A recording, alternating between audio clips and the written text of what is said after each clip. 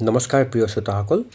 ধাৰাবাহিক উপন্যাস পাঠ অনুষ্ঠানত এইবাৰ আমি পাঠ কৰিব লৈছোঁ ভৱানী পেগুডাঙৰীয়ানীৰ এখন ধুনীয়া উপন্যাস মধুলগন। এয়া মধুলগনৰ দ্বিতীয় খণ্ড। ৰঙা গাউনটো পিন্ধি লৈ আইনাৰ সন্মুখত থিয় দি এবাৰ নিজকে নিৰীক্ষণ কৰিছে ৰাধাই।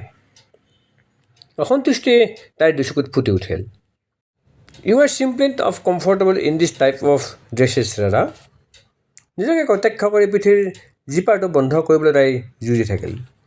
এই মুহূৰ্তত তাইক ৰাগিনীৰ সহায়ৰ প্ৰয়োজন। ক'ত আছে জানো তাই?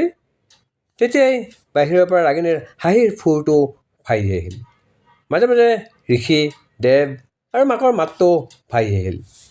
ৰাগিনীক তাইৰ কোঠালৈ লৈ আহিবলৈ কৈ ৰাধাই এটা মেছেজ টাইপ কৰি পঠিয়াই দিলে। বাহিৰত কথা বতৰাবোৰৰ মাজত ৰাধাৰ নামটো মাজে মাজে তাইৰ কাণত পৰিলহি।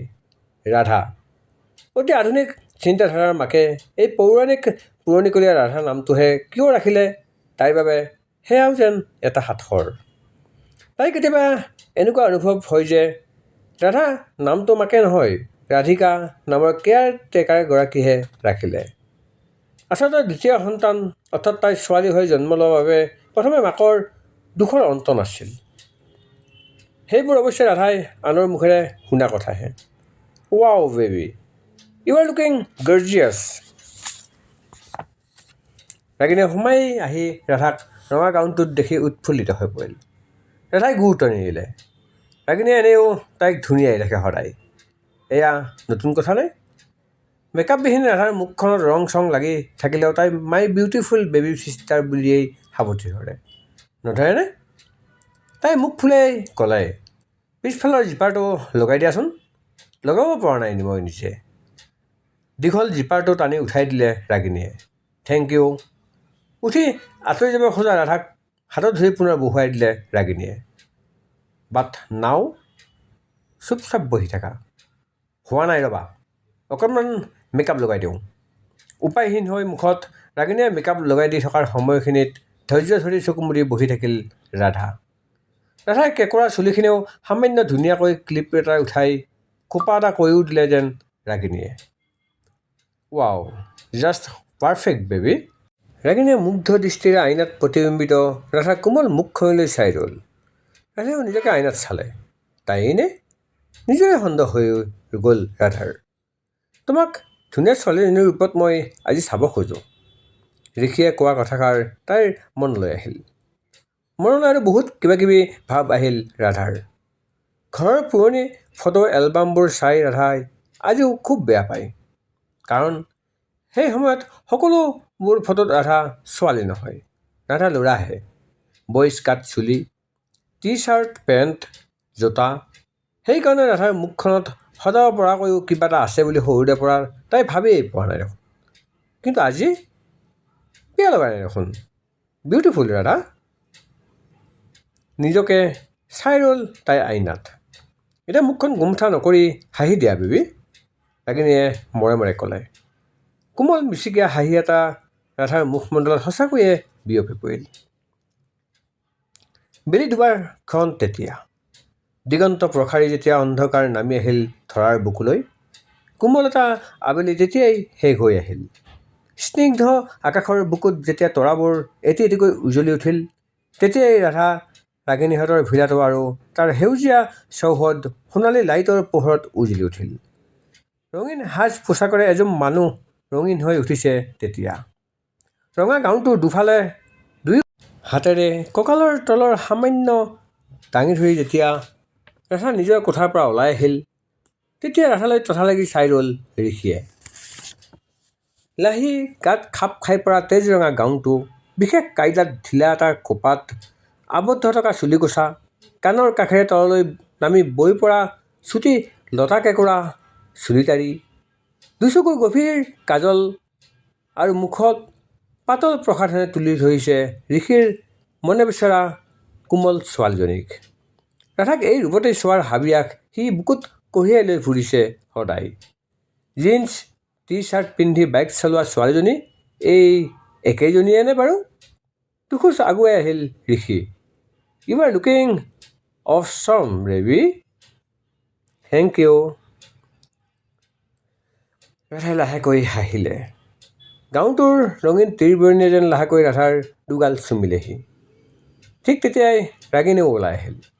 ৰাগিনীৰ পিন্ধনত কুহুম বৰণীয়া এটি গাউন, ৱেভি ঘন চুলিকোছা তাইৰ পিঠিলৈকে বৈ পৰা।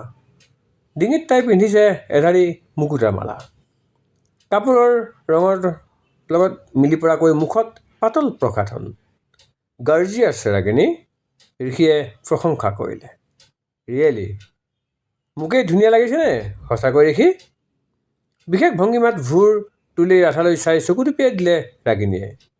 ৰাধাই খোপাকৈ চালে ৰাগিনীলৈ।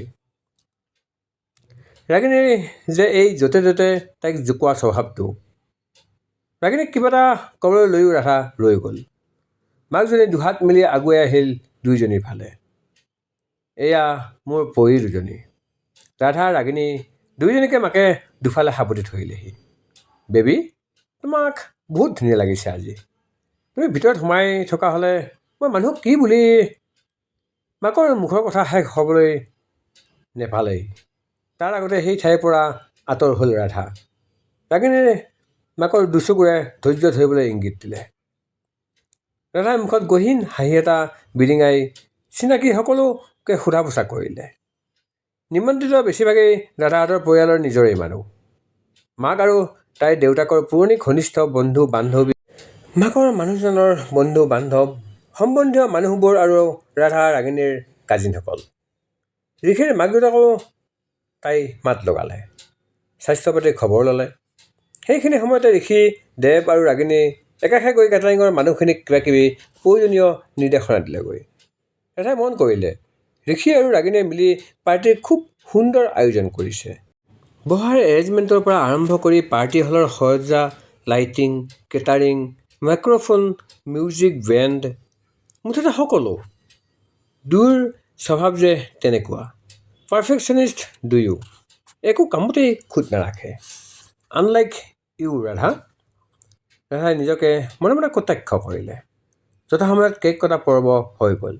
হাঁহি আনন্দ আলোচনা কথা বতৰাৰ মাজেৰে পৰিৱেশটো মুখৰ হৈ পৰিছে ইতিমধ্যে। ৱেইটাৰসকলে বিধে বিধে পানীয় আৰু ষ্টাৰ্টাৰ পৰিৱেশন কৰিছে। অতিথিসকলে পচন্দৰ পানীয় হাতে হাতে লৈ থুপ থুপকৈ গোটাই কথা পাতিবলৈ ধৰিছে তেওঁলোকে। কিছুমানে থিয় হৈ, কিছুমানে বহি। বয়স্ক লোকসকলে আকৌ সৰুখিনিৰ পৰা আমনি পাই চৌহদত মুকলি আকাশৰ তলত টেবুল ঘেৰি লৈ বহি কথা পাতিবলৈ আৰম্ভ কৰিছে।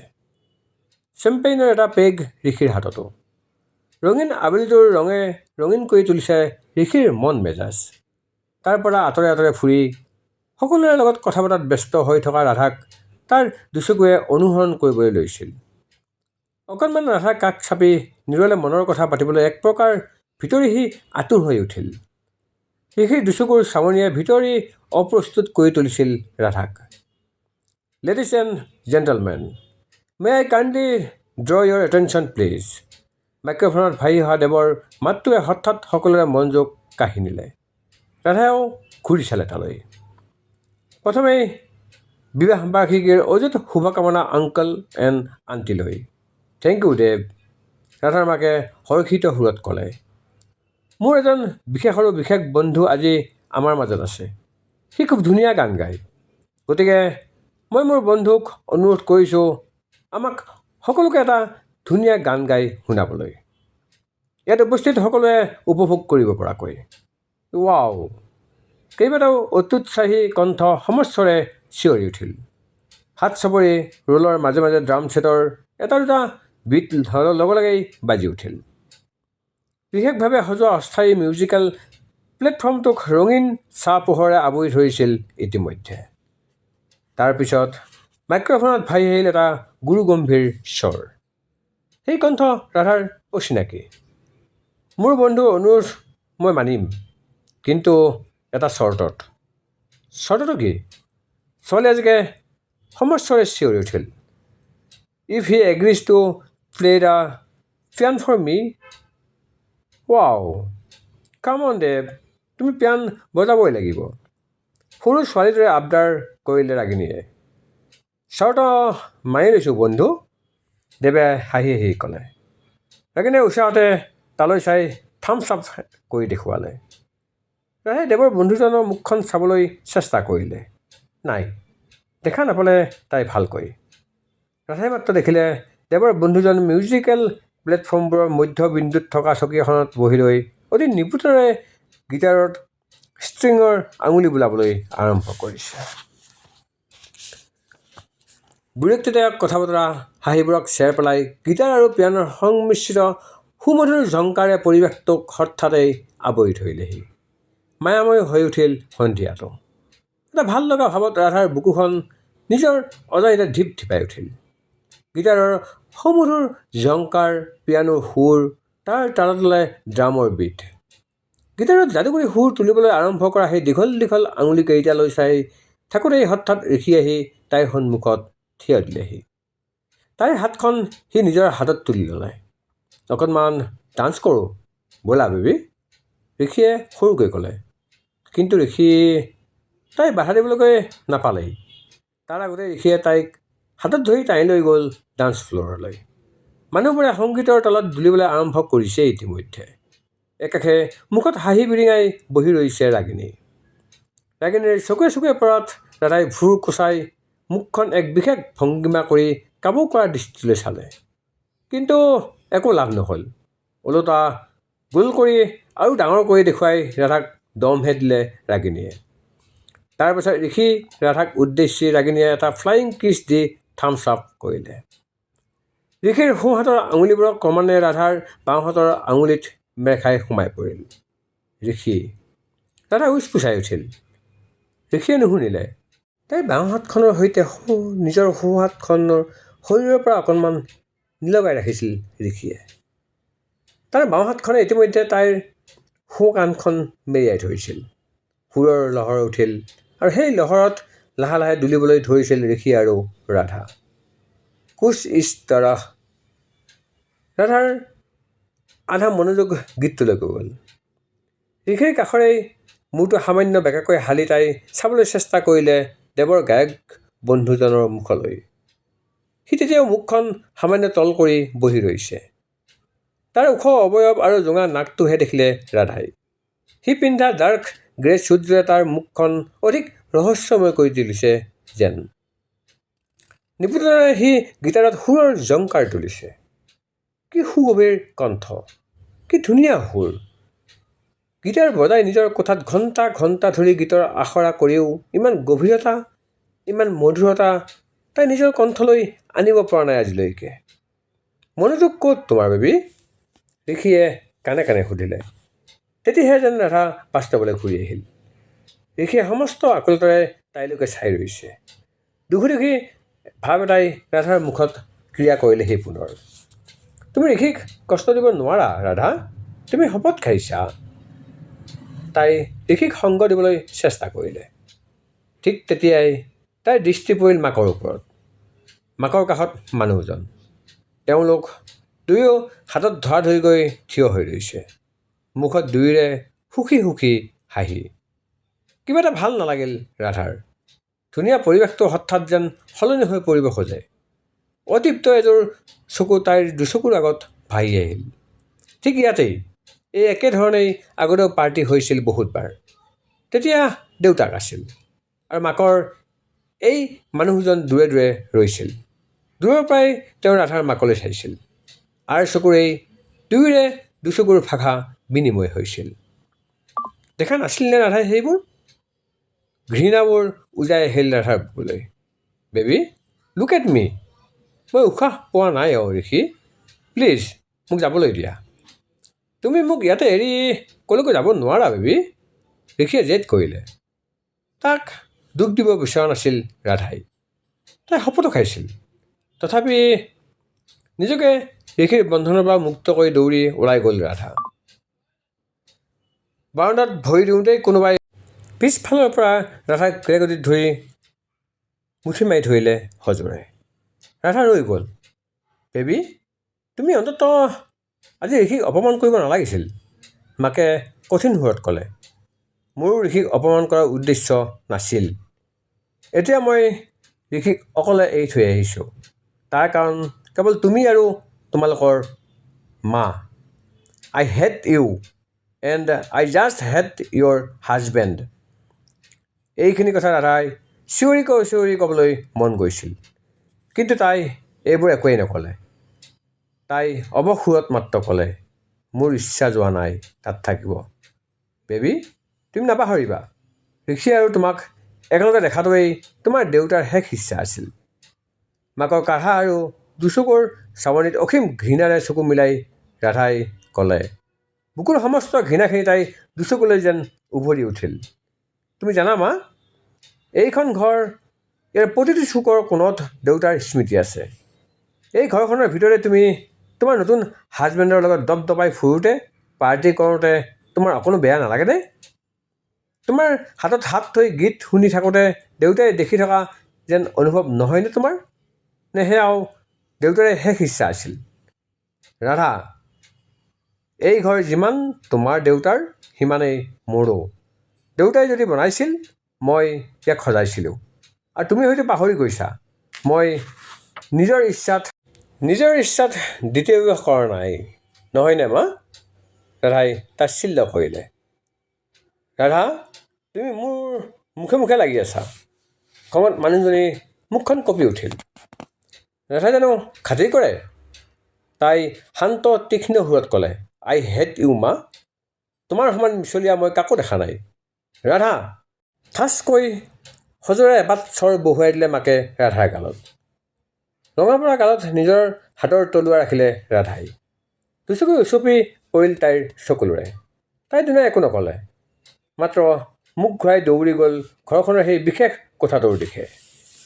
উদ্ভ্ৰান্তৰ দৰে দৌৰি যোৱা ৰাধাৰ হাতত লাগি টেবুলৰ পৰা কাঁচৰ ফুলদানি সৰি পৰিল মজিয়াত পৰি ফুলদানিটো টুকুৰা হৈ গ'ল। ৰাধা ভ্ৰূক্ষেপ নকৰিলে। ক'ৰবাত তাই দীঘল গাউনটো লাগি ধৰিছিল। এহাতেৰে একেটানেই আঁতৰাই দিছিল তাই। হেই, এক্সকিউজ মি, পিছফালৰ পৰা কোনোবাই মাতিছিল। ৰাধাই ঘূৰি নাচালে। বহা কোঠাৰ একাষে লাগি থকা প্ৰাৰ্থনা ঘৰৰ কাষতেই সেই বিশেষ কোঠাটো। দুৱাৰৰ নব খুলি সেই কোঠাতে ভৰি দিলে ৰাধাই। ভৰি অহা দুচকুৰে তাই কোঠাটোৰ চাৰিওফালে চালে। কাঁচৰ ফ্ৰেমৰ বন্ধাই থোৱা ফটো, চাৰ্টিফিকেটবোৰ, কিতাপেৰে ভৰি থকা মহেগানী কাঠৰ ৰেক দুটা, কাঁচৰ কেছ আৰু শাৰীকৈ সজাই থোৱা মেডেলবোৰ। কেছটো খুলি ভিতৰত সংৰক্ষণ কৰি থোৱা বস্তুবোৰত তাই আৱেগেৰে হাত বোলালে। গালখন তাই আলফুলে হেঁচি দিলে ইউনিফৰ্মবোৰত। এই কোঠাটো তাই আৰু ৰাগিনীয়ে মিলি এনেকৈ সজাইছিল। এটা স্বচ্ছ গ্লাছৰ কেছত সেই জলফাই ৰঙী ব্লেজাৰ, ঘেঁহু বৰণীয়া শ্বাৰ্টটো, ক'লা নেক টাই, কঁকালৰ বেল্ট, দেউতাকৰ জোতাযোৰ, তেওঁৰ প্ৰিয় চশমাযোৰ, হাতৰ ঘড়ী, পাৰ্চ, সকলো। দেউতাকে পঢ়ি ভাল পোৱা প্ৰিয় কিতাপবোৰ তাইৰ ৰেকত একেলগে ঠাককৈ সাৱধানে সজাই থৈছে। বেছিভাগেই যুদ্ধনীতি, গণতান্ত্ৰিক নীতি, ভাৰতীয় সংবিধান, বিশ্বযুদ্ধ আৰু যুদ্ধক্ষেত্ৰ সম্বন্ধীয় গ্ৰন্থ। ৰাধাই কেতিয়াও ভুলতো মেলি নোচোৱা কিতাপ সেইবোৰ। ৰাগিনীয়ে বোধহয় পঢ়িছে। দেউতাকৰ ব্যক্তিগত ডায়েৰী আৰু ৱাৰ ডায়েৰীখনো তাই দেউতাকৰ সামগ্ৰীবোৰৰ মাজতে সজাই থৈ দিছে আলফুলে। সেই ৱাৰ ডায়েৰীখন অৱশ্যে তাই কেইবাবাৰো পঢ়িছে। দ্য ৱাৰ ডায়েৰী, য'ত সম্পূৰ্ণ কেঁচা ৰূপত বিৱৰণ দিয়া হৈছে যুদ্ধভূমিৰ নৃশংসতাৰ কাহিনী। দেউতাকৰ কলমৰ দৃষ্টিৰে দেখা যুদ্ধৰ টুকুৰা দৃশ্য ৰাগিনীক এটা দুটাকৈ কাহিনীৰ ৰূপত শুনাইও পাইছে তাই। নক'বা মোক সেইবোৰ ভয়ানক কথা।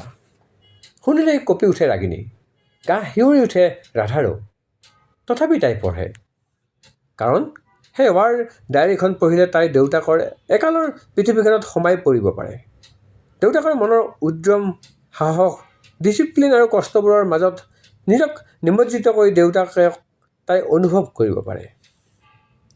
দেউতাকে ৰাধা ৰাগিনীক দুয়োজনীকে সাবুত লৈ প্ৰায়ে কৈছিল, এজন সৈনিকৰ বাবে দেশৰ বাবে মৃত্যুবৰণ কৰাতহে পৰম প্ৰাপ্তি।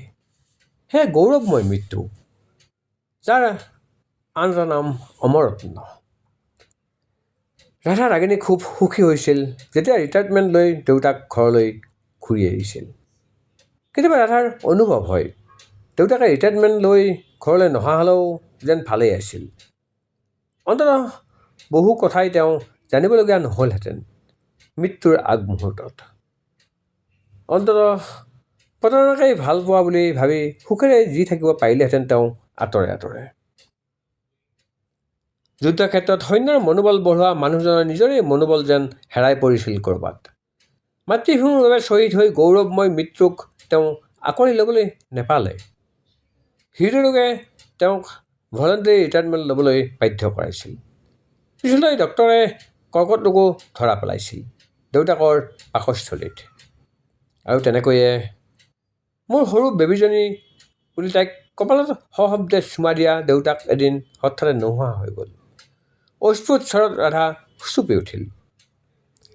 The epitome of courage and bravery colonel Abhay বৰুৱাৰ সৰু জীৰ এই অস্থিৰ অবুজন ৰূপ কিয়? এটা গুৰুগম্ভীৰ কণ্ঠ তাইৰ কাণৰ কাষত বাজি উঠিল।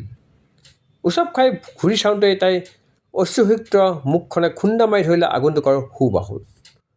প্ৰথমবাৰলৈ ৰাধাই দেখিলে সেই অচিনাকি মুখ। অচিনাকি কিন্তু চিনাকি তাৰ কণ্ঠ।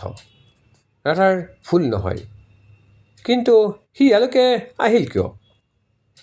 ৰাধা আগন্তুকৰ দুচকুলৈ চাই ৰ'ল এপলক। আগন্তুকেও তাইৰ দুচকুলৈ চাই ৰৈছিল। তাৰ দৃষ্টি নিবদ্ধ হৈছিল ৰাধাৰ বাওঁগাওঁখনৰ ওপৰত। মাকৰ কঠিন হাতৰ আঘাতত ৰঙা পৰা তাইৰ গালৰ ৰং তেতিয়া এক প্ৰকাৰ হৈ পৰিছে ৰঙা গাউনটোৰ লগত। তিতি থকা কাজল সনা চকুযোৰেও একেই ৰঙা। ৰাধাই বাওঁ হাতৰ তলুৱাৰে ঢাকি ল'লে নিজৰ ৰঙা গালখন। তুমি দেৱৰ বন্ধু, কিন্তু এই কোঠালৈ তুমি এনেকৈ আহিব নালাগিছিল মোৰ পিছে পিছে। তোমাক পিছা কৰি আহিছোঁ বুলি তুমি কিয় ভাবি ল'লা মনতে? একেই গম্ভীৰ সুৰত ক'লে সি। বেকা হাঁহি এটা তাৰ সুদৰ্শন মুখমণ্ডলত ফুটি উঠিল। বিৰক্তিৰে ভুৰ কোচালে ৰাধাই। অকাৰণত কিয় হাঁহিছে সি? এয়া মোৰ দেউতাৰ কোঠা। মোৰ বাহিৰে নতুবা আমাৰ ঘৰৰ মানুহৰ বাহিৰে অন্য মানুহ ইয়াত সোমাবলৈ হ'লে অনুমতি ল'ব লাগে। তুমি জানানে? প্লিজ ওলাই যোৱা এতিয়াই ইয়াৰ পৰা। মই এতিয়াই বন্ধ কৰিম এই কোঠা। খঙতে ঘপহকৈ থিয় হ'ল ৰাধা। খঙেৰে উচাত মাৰি যাবলৈ ওলাওঁতেই তাৰ ভৰিত উজুতি খাই ৰাধা হামকুৰি খাই পৰিব খুজিছিল। কিবা তলকিব পৰাৰ আগতেই দুবাহুত আবদ্ধ হৈ পৰিল হঠাতে। ৰাধাই নিজৰ দাঁত কামুৰি ধৰিলে। What the hell is going on Radha? নে সি জানি বুজি তাইক পেলাবলৈ যত্ন কৰিছিলে? ৰাধাৰ মূৰটো কাম নকৰা হৈ পৰিল। খং ভৰা দুচকুৰে ৰাধাই তালৈ চালে, কিন্তু সি যেন তাইৰ খঙলৈ কেৰেপেই নকৰিলে। তাৰ সেই প্ৰতিক্ৰিয়াহীন মুখমণ্ডলত দেখি ৰাধাৰ বেছিকৈহে খং উঠিল। মই কৈছোঁ মোক এৰি দিয়া। মই এৰি দিলেই তুমি পৰি যাবা। তুমিহে মোৰ হাতত হালি পৰি আছা। চাওঁ আঁতৰি দিয়া, থিয় হোৱা নিজে। হোৱাট? ৰাধা একেচাতে পোন হৈ নিজক আঁতৰ কৰিলে তাৰ পৰা। তাৰ ওঠৰ কোণত সেই পুনৰ বিৰিঙি উঠিল হাঁহিটো। অপমানিত অনুভৱ কৰিলে ৰাধাই। কোঠাৰ পৰা ওলাই বাহিৰত থিয় হৈ দুৱাৰ বন্ধ কৰিবলৈ ঘূৰি দিয়ে মানে সেই অচিনাকিও ওলাই আহিল। ৰাধাই দুৱাৰৰ নবটো লক কৰিলে। এক্সকিউজ মি, আকৌ তাইক মাতি ৰখাবলৈ সাহস কৰে সি। হোৱাট? ৰাধাই খং ভৰা দুচকুৰে তালৈ চালে। উত্তৰ দিয়াৰ পৰিৱৰ্তে সি ৰাধাৰ নিচেই কাষলৈ আহিল। ওখ অৱয়ৱটো হালি আহিল ৰাধাৰ কাণৰ কাষলৈ। তোমাৰ গাউনৰ জিপাৰটো। বুকুখন চিৰিংকৈ মাৰিলে ৰাধাৰ। জিপাৰটো আকৌ কি হ'ল? তাই তাৰ মুখলৈ নোচোৱাকৈ ভয়ে ভয়ে হাতখন পিছুৱাই পেলাই নিলে। হে প্ৰভু, বিমূঢ় হৈ পৰিল ৰাধা। লাজে খঙে অপমানে ৰাধাৰ মূৰ তুলি চাব নোৱাৰা অৱস্থা হৈ পৰিল। মনতে ঋষি আৰু ৰাগিনীক 100 বাৰ গালি দি তাই কপা কপা হাতেৰে জিপাৰটো লগত তলমূৰকৈ যুঁজিবলৈ ধৰিলে। উফ, you are good for nothing Radha. তাই নিজেই যে গাউনটো চম্ভালিব নোৱাৰে। ঋষি ৰাগিনীক গালি পাৰিবলৈ এৰি নিজকহে মনে মনে গালি পাৰিবলৈ আৰম্ভ কৰিলে তাই। পিঠিখন দেৱালৰ ফালে কৰি তাই জিপাৰটো লগত অযথা যুঁজি থাকিল। ৰাগিনী, ৰাগিনী ক'ত আছে? কেনেকৈ ৰাগিনীক মাতে তাই এতিয়া? খোলা জিপাৰটোৰে নিজেই বা কেনেকৈ ওলাই যায় ৰাগিনীৰ ওচৰলৈ? ষ্টুপিড ৰাধা। মূৰ তুলি নোচোৱাকৈ তাই অনুভৱ কৰিলে দেৱৰ বন্ধুজনৰ মুখত সেই একেই বেকা গহীন হাঁহিটো বিৰিঙিয়াই ৰৈছে। গাউন এটাকো চম্ভালিব নাজানে বুলিয়েই হাঁহিছে বোধহয়। ৰাধাৰ কাণবোৰ গৰম হৈ আহিল। দুচকুৰে চকু লোৱাৰ অপক্ৰম হ'ল তাইৰ। চাওঁ, ঘূৰি দিয়া সেইফালে। I can help you. এইবাৰ অকণমান কোমল সুৰত ক'লে সি। তাৰ মুখলৈ নোচোৱাকৈ ৰাধাই মূৰটো লৰাই দিলে। কিয় ঘূৰাই দিব পিঠিখন? লাগিলে তাই এনেকৈয়ে পিঠিখন দেৱালতে থৈ গোটেই ৰাতি ইয়াতেই থিয় হৈ ৰ'ব। তথাপি সহায় নলয় তাই এই অচিনাকিৰ পৰা। অচিনাকিয়ে যেন বুজি ল'লে তাইৰ মনৰ কথা। সিও যেন নাচৰ বান্দা। কেনেকৈ ছোৱালীজনীক অসহায় কৰি এৰি থৈ যায়। সি দুখোজ আগুৱাই আহি তাইৰ কাষলৈ। কি কৰোঁ কি নকৰোঁ, ক'ত লুকাই পৰোঁ যেন লাগিল ৰাধাৰ। সন্মুখত আইফেল টাৱাৰটোৰ দৰে থিয় হৈ ৰৈছেহি এইজন। পিছফালে পকী দেৱাল, আনফালে পাৰ্টি হলৰ জাকজমক আলোকসজ্জাৰ মাজত এজুম মানুহ। চাওঁ। তাই বাধা দিব পৰাৰ আগতেই তাইৰ দুবাহুৰ কাষেৰে নিজৰ হাত দুখন তাইৰ পিঠিৰ ফালে নিলে সি সাৱধানে। উশাহ বন্ধ কৰি মুহূৰ্তৰ বাবে জঠৰ হৈ গ'ল ৰাধা। খোলা জিপাৰে তুমি মানুহৰ আগত কেনেকৈ ওলাবা? সি তাইক কাণতে সৰু সৰুকৈ ক'লে। সৰু জিপাৰটো জঠৰতাৰে ধৰি তাইৰ হাতখনৰ ওপৰতে সি নিজৰ হাতখন থৈ দিলে। কি কৰিব খুজিছে সি? বাক বিমূৰ হৈ ৰাধাই তেতিয়া খঙেৰে মূৰ তুলি চালে। তাই কপালে তাৰ থুতৰিত খুন্দা খালে। তাৰ হাত দুখন ৰাধাই খঙেৰে উফৰাই দিবলৈ চেষ্টা কৰোঁতেই জিপাৰটো চৰককৈ বাজি উঠিল। তাৰপাছত সি নিজেই তাইৰ পৰা অকণমান আঁতৰত গৈ থিয় হ'ল। তেতিয়াহে যেন ৰাধাৰ উশাহটো পুনৰ ঘূৰি আহিল। তোমাৰ পৰা মই সহায় বিচৰা নাছিলোঁ। হাউ ডেয়াৰ ইউ টাচ মি? ৰাধাই খঙেৰে ক'লে। ঘন হৈ অহা উশাহকেইটাৰ বাবে মাতটো তাই কঁপি উঠিছিল। ৰাধাৰ কথা শুনি এপলক সি তাইৰ দুচকুলৈ চায়েই ৰ'ল একেথৰে। এইবাৰ বিৰক্তি ফুটি উঠিল তাৰ দুচকুত, তাৰ সমগ্ৰ মুখমণ্ডলত। ধন্যবাদ বুলি ক'বলৈ শিকা নাই বোধহয় তুমি? ইউ। ৰাধাই দাঁত কামুৰি ধৰিলে। ৰাধাৰ খংটো যেন সি উপভোগহে কৰিছে। ঠিক তেনে ভাৱত তাৰ মুখত ৰহস্যময় গভীৰ হাঁহিটো পুনৰ বিৰিঙি উঠিল। বাই দ্য ৱে, তুমিহে মোক আননেচেছেৰী টাচ কৰি মোৰ কাম বঢ়াই দিলা। তুমি কি বুজাব খুজিছা? তৰ্জনী আঙুলিটো সি গহীনত নিজৰ বুকুৰ ফালে আঙুলিয়াই দেখুৱাই দিলে। তেতিয়াহে ৰাধাই মন কৰিলে ডাৰ্ক গ্ৰেট কোটটোৰ তলত সি পিন্ধি থকা শুদ্ধ বগা শ্বাৰ্টটোৰ বুকুৰ অংশত তকৈ জিলিকি ৰৈছে এটা দীঘল ৰঙা দাগ। ৰাধাৰ চকুজুৰি ডাঙৰ হৈ আহিল। ক'ব নোৱাৰাকৈয়ে তাই নিজৰ মুখখন হাতৰ তলুৱাৰে সোপা মাৰি ধৰিলে। এতিয়া নক'বা যে এইটো তোমাৰ লিপষ্টিকৰ দাগ নহয় বুলি? বিদ্যুপৰ সুৰত ক'লে সি। উফ, এই ইমানবোৰ অঘটন আজি একেলগে ঘটিব লাগেনে? কেনেকৈ কয় ৰাধাই এতিয়া সেই গোকাত মিছা? এয়াতো তাই লিপষ্টিকৰে ৰং। কিহে পাইছিল তাইক ঋষিৰ কথা শুনি সেই গাউনটো গাত ওলমাই ল'বলৈ? কিহে পাইছিল তাইক ৰাগিনীৰ কথা শুনি এই লিপষ্টিক আৰু অযথা মেকআপ খোপা সানি ল'বলৈ? আৰু কিহে পাইছিল এই আইফেল টাৱাৰটোক তাইক উপদেশি আহি সহায় কৰিবলৈ? তাই নিজেই মেনেজ কৰিলেহেঁতেন যেনে তেনে। সময় নষ্ট কৰি লাভ নাই। নাও help me out, come on. ৰাধাৰ দুচকুত চকু থৈ গম্ভীৰ সুৰত ক'লে সি এইবাৰ। থতমত খালে ৰাধাই। তাইক আদেশ দিবলৈ তাৰ ইমান স্পৰ্ধা? মোক আদেশ দিবলৈ তুমি কোন? কাৰো আদেশ পালন কৰা মই অভ্যস্ত নহওঁ বুজিছা। I am not going to help you. ৰাধাই খঙেৰে মুখ ঘূৰালে। Okay, it's not a big problem. মই দেৱ ৰাগিনীকেই কওঁগৈ, নহ'লে ঋষিক। সি যাবলৈ লয়। ৰ'বা, দেৱ ৰাগিনীক কি ক'বা তুমি? সন্দেহ মনেৰে সুধিলে ৰাধাই। যিটো সঁচা তাকেই ক'ম। এই ৰংটো মই আঁতৰাব লাগে সোনকালে। মই এতিয়া যাব পাৰোঁনে? শেষৰ ফালে বিদ্যুতাত্মক ভংগীত সি তাইলৈ চাই হাতযোৰ কৰি ক'লে। ওঠ কামুৰি খন্তেক কিবা এটা ভাবিলে ৰাধাই। পানী অকণমান দিলে হ'বনে?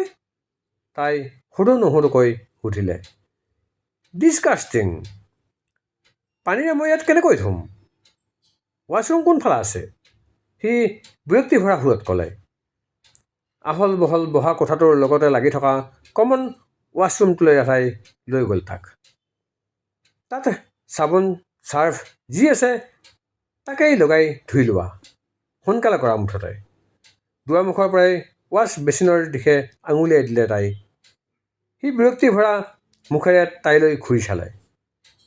এইবোৰ লগাই মোৰ শ্বাৰ্টটো তিয়াই লৈ মই এতিয়া শ্বাৰ্টলেছ হৈ ঘূৰি থাকিলেহে হ'ব। শ্বাৰ্টলেছ? অ' মাই গড। ৰাধাই চকুযোৰি ডাঙৰ কৰি তাৰ দুচকুলৈ চালে। ই অভদ্ৰ দেখোন। ক'ৰ পৰা এনেকুৱা এজন অভদ্ৰক উঠাই আনিলে দেৱে? তুমি তাকেই বিচাৰিছা নেকি বাৰু? হাউ ডেয়াৰ ইউ। ৰাধা গুজৰি উঠিল। যদিও তাই নিজৰ অজানিতেই দুখোজ পিছুৱাই আহিল। তাৰ ওঠৰ কোণত সেই একেই গম্ভীৰ বেকা হাঁহিটো পুনৰ বিৰিঙি উঠিল। কি যে চাৰ্কাষ্টিক হাঁহি! কেনেকৈ যে ফচি গ'ল তাই আজি এইটোৰ লগত। অলপত গান গাই থকা সময়ত এই মুখখনকে চাবলৈ ইমান কৌতূহল হৈছিল নে ৰাধাৰ?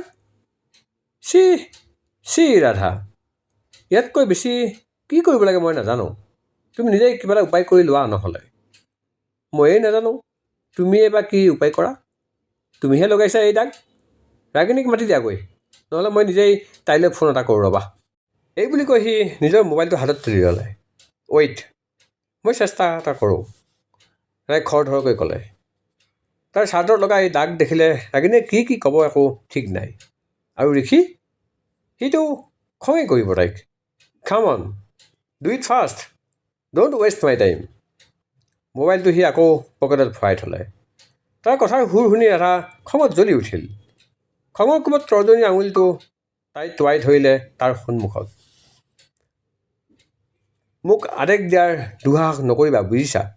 দ্বিতীয়বাৰৰ কাৰণে কৈছোঁ, অৰ্ডাৰ ফ'ল' কৰাৰ অভ্যাস মোৰ নাই। You can only request me. You got it? ৰাধাই কিবা তৰ্কিব পৰা আগতে হঠাতে সি তাইৰ হাতখন ধৰি ল'লে। ৰাধাই লৰাবও নোৱাৰাকৈ। তাই খঙেৰে ক'লে, ইউ লিভ মাই হেণ্ড। তাৰ ওঠত পুনৰ সেই হাঁহিটো বিৰিঙি উঠিল। ৰাধা ভিতৰি বিব্ৰত হৈ পৰিল। আহ, সি কি এনে ৰস পাইছে? ডু ইট ফাষ্ট, ভাল ছোৱালীৰ দৰে শান্ত গম্ভীৰ সুৰত ক'লে সি। মই ভাল ছোৱালী নহওঁ, সেইটো মই গম পাই গৈছোঁ। হোৱাট? খং আৰু তীব্ৰ অপমানবোধত ৰাধাৰ উশাহ খন হৈ আহিল। ক্ষোভত চলচলীয়া হৈ পৰিল চকুযোৰ। ৰাধাই হাতখন মুক্ত কৰিবলৈ চেষ্টা কৰিলে। ঠিক তেতিয়াই বহা কোঠাৰ পৰা কাৰোবাৰ গধুৰ খোজৰ শব্দ ভাহি অহাত ৰাধা সচকিত হৈ পৰিল। যুঁজিবলৈ এই তাই কাণো নাই শুনিলে। তাইক বিচাৰি ঋষি অহা নাইতো? এনেকৈ এই অচিনাকিৰ লগত তাইক এই ৱাছৰুমত যুঁজি থকা দেখিলে কি বুলি ভাবিব ঋষিয়ে? লগতে লিপষ্টিকৰ এই দাগটো? চিন্তাত তাই কপাল কোচ খাই পৰিল। ৰাধা, তুমি মৰিলা মুঠতে আজি। প্লিজ মোৰ হাতখন এৰি দিয়া। আগতে মোৰ প্ৰব্লেমটো ছল্ভ কৰা।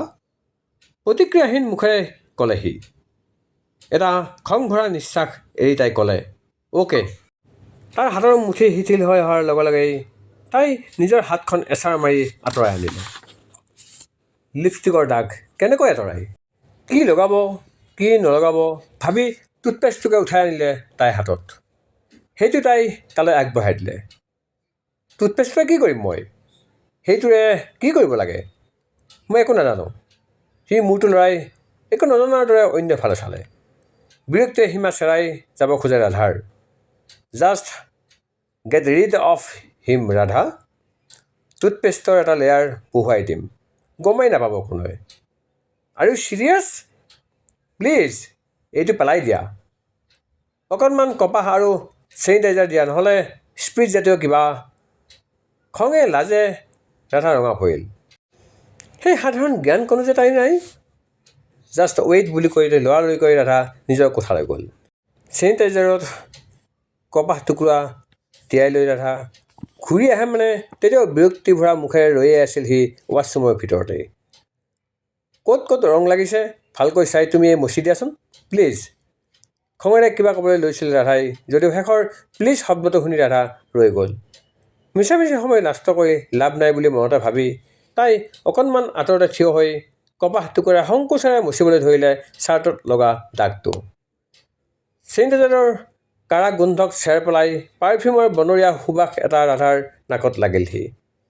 ৰাধাই নলওঁ বুলিও উশাহটো দীঘলকৈ টানি ল'লে। কি ধুনীয়া, ৰাগি লগা এটা সুগন্ধ। ৰাধা, তুমি নিঘাত পগলা হ'লা। নিজৰ নাকটোৰ ওপৰতে খাই সাংঘাতিক এটা খং উঠিল ৰাধাৰ। এইটোৰ পৰা বাচিব পাৰিলে ৰক্ষা। তাই লৰালৰিকৈ মুচিব ধৰিলে। ৰঙা দাগ আঁতৰি যেতিয়া চাৰ্টটো পুনৰ শুদ্ধ বগা হৈ পৰিল, তেতিয়াহে দুখন মুখ একেলগে ফৰকাল হ'ল। থেংক ইউ, কৃতজ্ঞতা ভৰা সুৰত তাইলৈ চাই ক'লে সি। ৰাধাই নাহাঁহিলে। মূৰ তুলি তাৰ দুচকুলৈ একেথৰে চাই ৰ'ল কিছু ক্ষণ। তাৰপিছত ৰঙা পৰা কপাহ দুটুকুৰা হঠাৎ তাৰ মুখলৈ দলিয়াই ওলাই আহিল তাই ৱাছৰুমৰ পৰা। ক্ষিপ্ৰ গতিৰে সি মুখখন উমান কৰি আঁতৰাই নিদিয়া হ'লে তাৰ মুখতেই লাগি গ'লহেঁতেন কপাহ দুটুকুৰা। ৱাছ মেচিনত দুহাতেৰে ভৰ দিয়া সামান্য সন্মুখলৈ হালি আহি বৰ্গাকাৰ আইনাখনত নিজৰ মুখখনলৈ চাই সি ৰ'ল কিছুতেই। কঠোৰ হৈ পৰা মুখখন তাৰ কোমলি আহিল। অদ্ভুত, অচম। মুখৰ ভিতৰতে বিৰবিৰাই উঠিল সি। ফৰকাল হাঁহি এটা তাৰ চকুজুৰিলৈ বিয়পি পৰিল। গান এটা গুণগুণাই ওলাই আহিল সি ৱাছৰুমৰ পৰা। প্ৰিয় শ্ৰোতাসকল, মধুৰ লগনৰ এয়া আছিল দ্বিতীয় খণ্ড। ধন্যবাদ।